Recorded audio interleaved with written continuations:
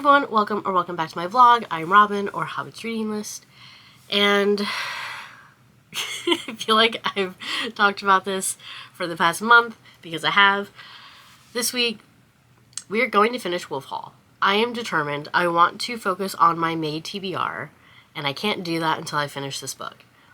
That I am enjoying. I am liking it. It is a good book, but my brain has hit like a stumbling block with it for some reason. So let's just that's gonna be our focus, but obviously there'll be other books, so let's talk about those.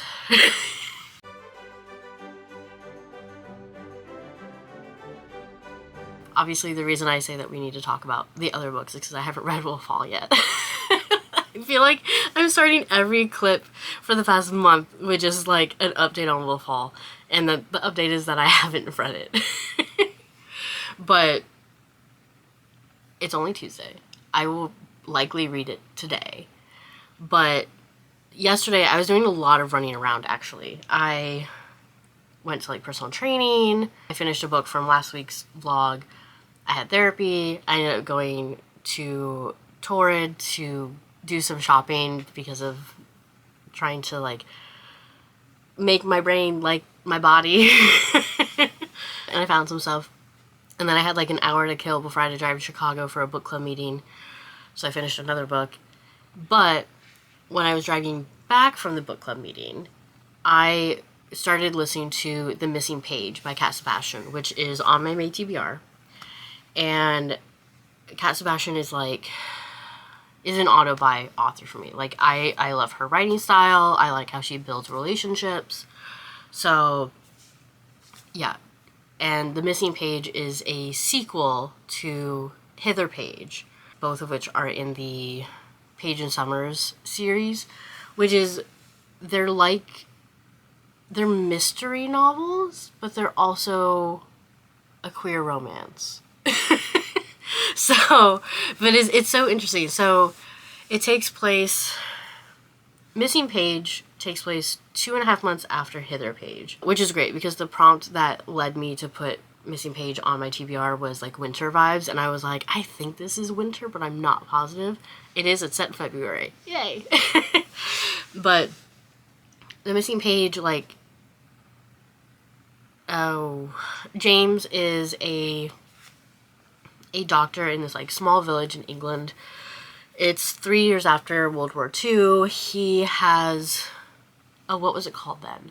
Battle fatigue, which is post-traumatic stress disorder now. He also just has like anxiety, so like those two things just like feed into each other.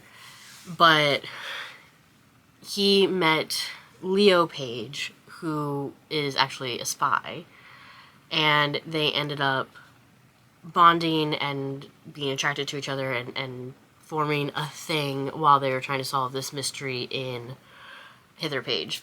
So The Missing Page is about James being summoned to Cornwall for a will reading from an uncle that he had not like fallen out of touch with, but like there'd been some circumstances that led to James becoming distant from a lot of his family.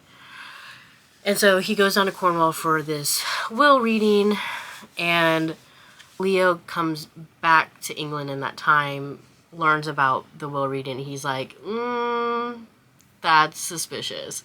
He's also a spy, so he's like, he has some paranoia going on.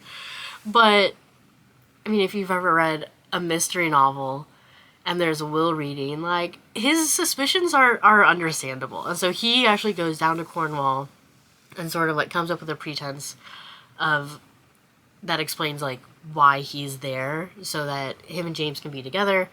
He can protect James if needed, but the reason for the will reading is that there's a stipulation that whoever offers the most likely solution or most likely reasoning for why the uncle's daughter had gone missing 20 years before gets the house and all the money in the banks. Which, like, yeah, that's setting up the novel for some, like, duplicity. I think that's the right word. Which sort of confirms Leo's suspicions of, like, people, like, poisoning each other and stuff. So, But I'm really enjoying it. I think I'm like halfway through. That's what my like audiobook progress calculator is saying, because Audible doesn't give percentages of like how far in the book you are. But I listened to, well, okay, I have like 3 hours left, which, yeah, is actually about halfway, because it's like 6.5 hours. So, okay. But it's really well done. I'm really enjoying it. I'm very curious about like what happened to this woman who had gone missing. It was put forward that she had like drowned in a swimming accident, but obviously her father doesn't think that's the case. And so James and Leo are going to try to figure out like what happened, and they only have like, I think like 2 days. And I'm like, oh, that's a long time trying to uncover a mystery from 20 years ago, or that's not a long time, I should say. So, but yeah, I that's about it. But I wanted to make sure I started the vlog. And yeah, I'm gonna edit last week's vlog and then figure out what I'm doing today. I have like, I'm gonna say a light day, but I don't have a super busy day at work. Although I am going grocery shopping in the afternoon, so I don't think I have as much time as it feels like I have. But, what can you do? So we will see if I end up reading any more, or if just listening to the missing page earlier today will just be what I read. But I should finish it tomorrow, honestly, on my drive home from work. So I will definitely have an update about that.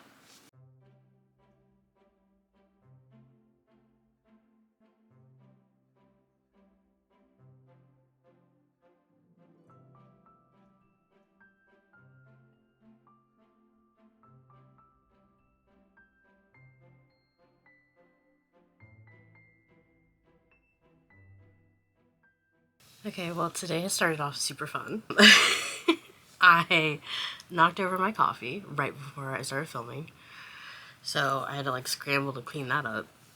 And I have also missed out on half cup coffee, so that's awesome. It is Friday morning, and I have to go to work in a little bit, but I wanted to talk about what I've read so far, which, like, honestly, I'm actually very happy about.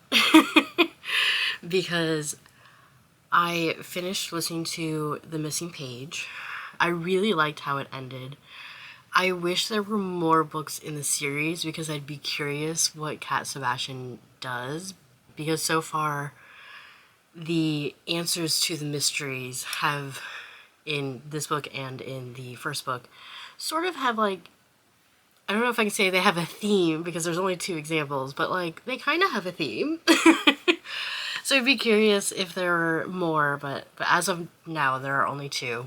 I really liked how it ended. I thought it made a lot of sense, and I liked the relationship development that we saw while James and Leo were trying to solve the mystery. They were dealing with the idea of like, what is their relationship, like what are they doing, and both of them struggling with like self-esteem issues because of their own like traumas. So I liked how that was developed as well. And yeah, it did a lot for like a decently short book. Like, I have it right here. Like, it's only, yeah, it's not even 300 pages. So like, it did a decent amount within, such a short book. So I really enjoyed it. And yeah, no, I thought it was really good. So I gave it 4.5 stars. Yeah, that was great. And then yesterday, I hung out with Stephanie, and well, we went and got lunch, and then we just came back to my house and just like read. We read our own books, but like we were hanging out together, which is like my perfect sort of day. It got a little cold, so I made us tea. But I read about 60 pages of Wolf Hall. So now I have less than 100 pages left.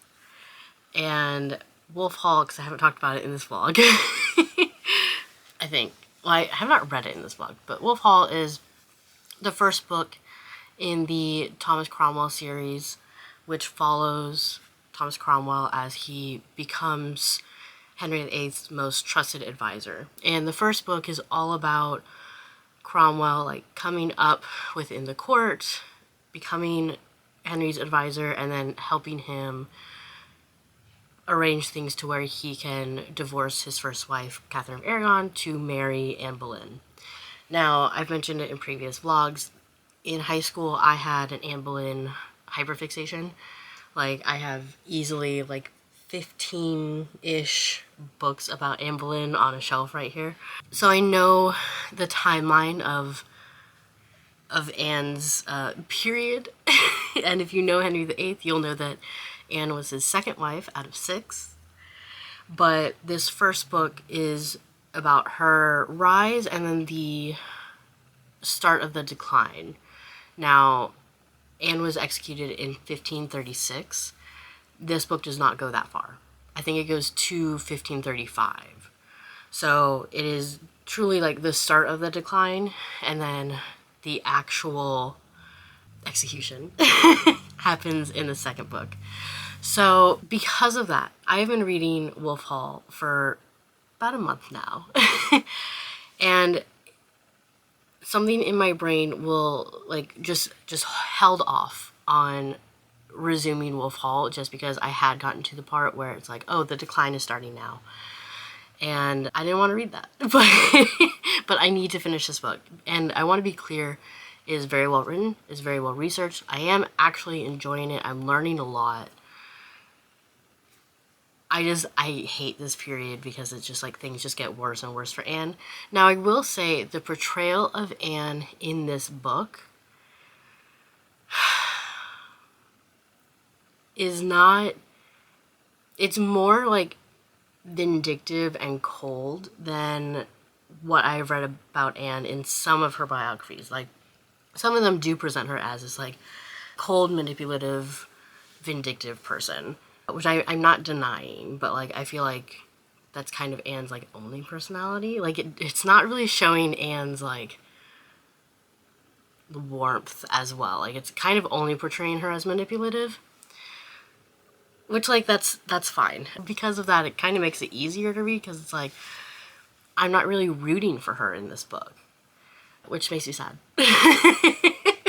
But yeah, I'm enjoying it. I should finish it this week.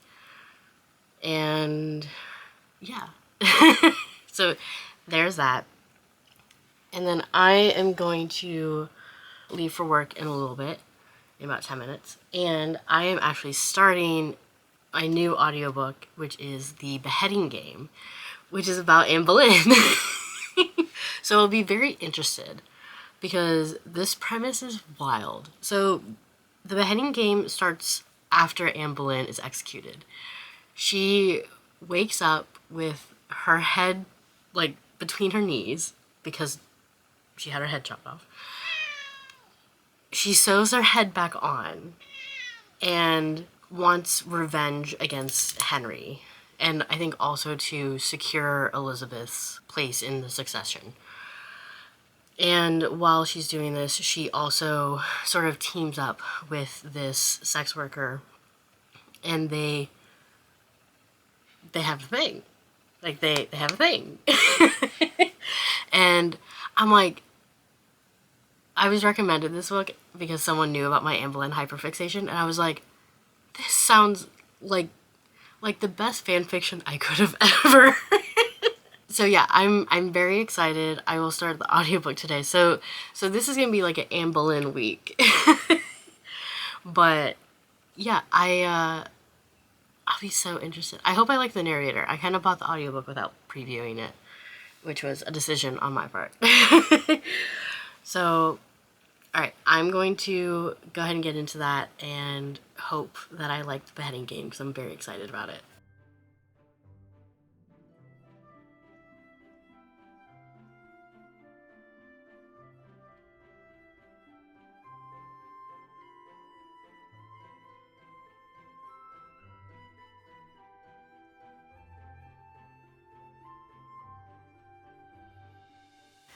Okay. So I didn't film all weekend, but that's mainly because I was trying really hard to finish both of the Anne Boleyn books. Although I don't know if I can say Wolf Hall is about Anne Boleyn. Because, like, she's there. I wouldn't say it's about her. It's about Thomas Cromwell. I'll just start there. So, I finished Wolf Hall yesterday. And it took me over a month. That's crazy. And, like, it's not crazy. Like, there are plenty of people who take a month to read a book, and that is not, like, that's totally fine. I know my reading speed, though. 600 pages a week? Sure. A month? There's something else going on. I've talked about it in previous vlogs. I kind of, like, lost interest when it got to the point in the timeline where Anne Boleyn is sort of on the decline in, like, social standing and favor in court and everything. But I did enjoy it. Take my dilly-dallying out. I did enjoy it. It was very well written. It was very well researched. I will say the writing style took some getting used to. I think a lot of it I was fine with because I have a friend who writes in a very similar style, so I'm kind of used to it. But sometimes it took me a little bit to get, like, into the book and into a flow with it, and maybe that's also part of the reason it took me so long. So yeah, there was that. I'm not going to spend a ton of time talking about Wolf Hall because I've been talking about it for a month. So I really enjoyed it. I did give it 4 stars, mainly because of, like, it taking some effort to get into. I did not rate it based off of my, like, avoidance of it, but the writing style just took a little bit. But otherwise, it was phenomenal. I did get the second book in the series, but I will hold off because that is the book where Anne dies. So, speaking of Anne dying, I listened to The Beheading Game, and I finished it last night. I also really enjoyed this. I did have some confusion in the second part of the book. The book is technically spread into 3 parts. The first part is Anne, after she has been beheaded, waking up and figuring out, like, what's happening. And what's happening is that she's alive again. And so she reattaches her head and then goes on a quest, essentially, to kill Henry in order to protect her daughter Elizabeth I, and make sure that she stays in the line of succession. And then in that first part, she meets a sex worker named Alice who helps and protects her a bit. And then in the second part of the book is all about, there's a moth in here. So there's just a moth on my books. The second part is, you know, Anne on her way to Henry to get this revenge. The second part, it got a little, like, supernatural, which was a little confusing until my friend Ellis, who writes like Hilary Mantel, reminded me that there's a very important thing to keep in mind when reading this. This is not necessarily just a fun, what if Anne Boleyn woke up from being dead? Like, what would happen? It's not just that. The Beheading Game it comes from Arthurian legend. It comes from Sir Gawain. Gawain? I never know how to pronounce his name. I think it's Gawain. And the Green Knight. And I have never read it. I've never seen the movie that came out somewhat recently. And I had no familiarity with it. And, like, I had seen something either on the blurb or online or something that there was an inspiration from Gawain and the Green Knight. And there's even, at the beginning of The Beheading Game, the book, there's even a quote from it. So I really should have remembered that. But I was talking to Ellis and was like, yeah, like, it weirdly got, like, a little, like, almost, like, supernatural. And Ellis and me, it was like, oh, did it feel like from King Arthur?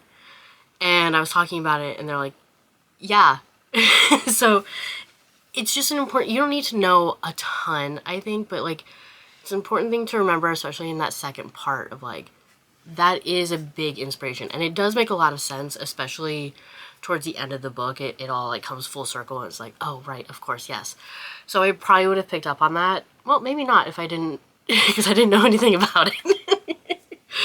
But, so that's just an important thing to remember. And that is something that sort of cost the rating a little bit of like, if I didn't have a friend who knew so much about history and was able to tell me like the cliff notes, I would have rated this book even worse.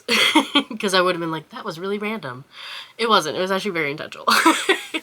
So, but I did really enjoy it. I really liked the ending. I thought the ending was phenomenal. I loved the ending. It was so well done. I even texted Ellis afterwards. I'm like, okay, I finished. You need to read this. The ending was amazing. And Cromwell played a really fun part. Because it was so interesting to read Wolf Hall and the Beheading Game simultaneously.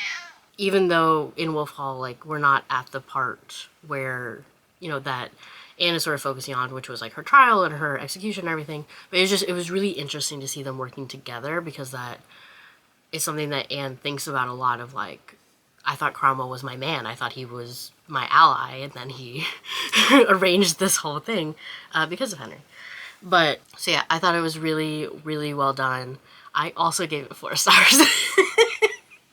Mainly because of, like, I felt like it could have been clearer somewhere that, like, you need to know at least a little bit about Gawain and the Green Knight. Because I felt like by the time that was explained, one, I don't think it was explained in enough detail for it all to make sense without background information. But 2, that explanation was pretty far into the book. That was the only thing, but I did really enjoy it. So, yeah, I'm done with Anne Boleyn books for a minute, because obviously I tend to get sad. But thank you so much for watching. Leave me a comment if you also went through Anne Boleyn hyperfixation, especially if it was due to the tutors and Natalie Dormer, because that's what kicked it off for me. But otherwise, like the video, subscribe, click the notification bell, and next week we will be on the road, so make sure you watch that vlog as well. Bye!